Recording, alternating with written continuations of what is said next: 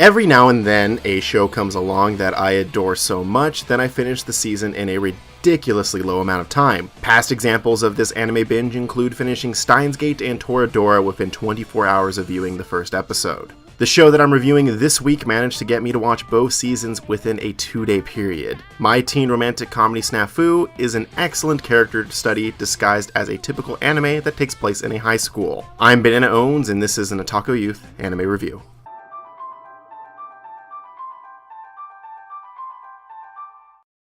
The story follows the life of the nihilistic loner Hachiman Hikigaya as he attends high school. After writing a rather apathetic essay, his language teacher forces him to join the school service club as a punishment. The goal of this club is to help other students with a wide range of problems and hopefully fix his rotten personality. From there, he meets the leader of the club, Yukino Yukinoshida, who, despite appearances, is just as much of an outcast as he is. The pair initially help out Yui Yagahama, a rather popular girl. She ends up joining the group and the main trio of characters is formed. From this initial setup, the show largely delves into a pattern. The service club is approached by a student with a problem and then they seek to fix this issue. Throughout the episode, Hachiman typically monologues his viewpoints on the social structures regarding the specific problem. This may initially seem uninteresting at first, but these plot elements merely serve as vignettes to explore the characters. My teen romantic comedy SNAFU has some of the best characterization of any series that I have watched. Throughout the entire first season, the main trio of characters showcases a real evolution from where they started out. This extended character study is the extra factor that makes this anime so special. So let's take a look at the main trio. Hachiman is apathetic, especially when it concerns what he deems to be a typical high school life. He largely sees everyone as practicing some sort of hypocrisy that stems from a past failure. As a result, he doesn't really see any friendships as genuine. Due to this outlook, he's remained a loner throughout his time at high school. It's important to remember that his awful personality was slowly grown into. Before high school, he was relatively normal. However, a series of events before the series made him into a social pariah. The beauty of this series is seeing him slowly change from this loner personality. Despite acting to the contrary,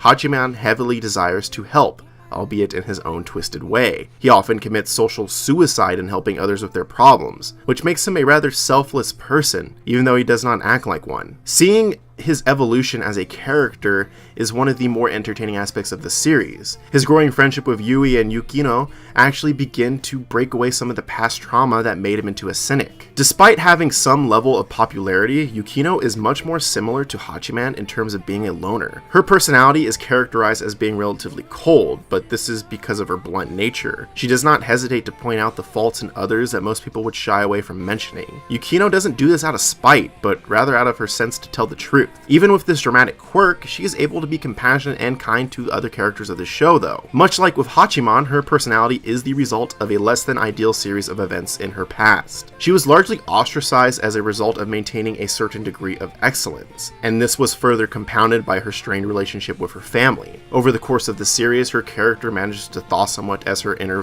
vulnerability begins to show. Yui is the odd one out in terms of the main trio.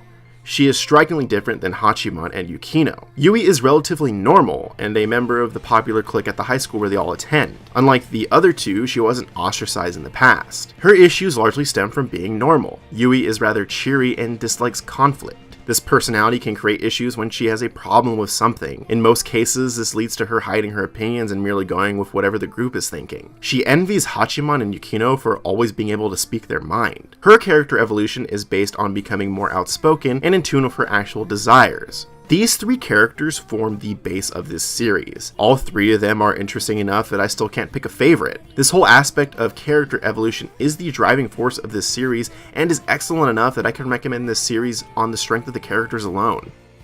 The only negative aspect of the series has to do with the animation. The movement of the characters can look awkward at times. The animation lacks a certain level of fluidity compared to other anime. It's not a major problem given the mostly high school based setting, but it can look off in certain scenes. Another negative with the series involves the animation backgrounds. The backgrounds are rather generic and washed out. Highly detailed scenery can add a lot to a scene, but unfortunately the series lacks this detail. There are two things that the animation does extremely well though. The character design is phenomenal. Each of the characters is strikingly different and unique in their own way. This is helped through the excellent facial animation. While the overall animation is lacking, the facial expressions in this anime are second to none. This is also the aspect that shines during the many dialogue scenes. The animation perfectly captures Yui's bubbly nature while also creating Hachiman's rather dreary expression. This aspect adds a lot more personality to the characters, and given that the characters are the main draw of this series, it's an absolutely great addition with the animation. In terms of sound design, the only real highlight is the voice acting. Hachiman comes across as perfectly apathetic and cynical. Even the supporting cast manages to be acted to perfection. The popular clique especially has quite a few voice actors that deliver great performances. Yumiko's voice actress carries the perfect cadence of a stereotypical popular girl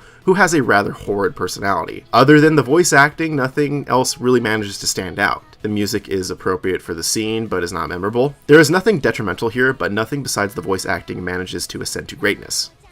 My teen romantic comedy SNAFU is an amazing show. The story expertly allowed a deep exploration of the characters. The animation, while mediocre overall, had some strong points with the character design and the facial expressions. The series was also excellently voice acted. I give My Teen Romantic Comedy SNAFU my own stamp of approval. It has quickly become one of my favorites. It's also fortunate that this series received a second season that managed to improve on the first one in every single way. I'll be back next week for a review of My Teen Romantic Comedy SNAFU 2. Thanks for checking this one out.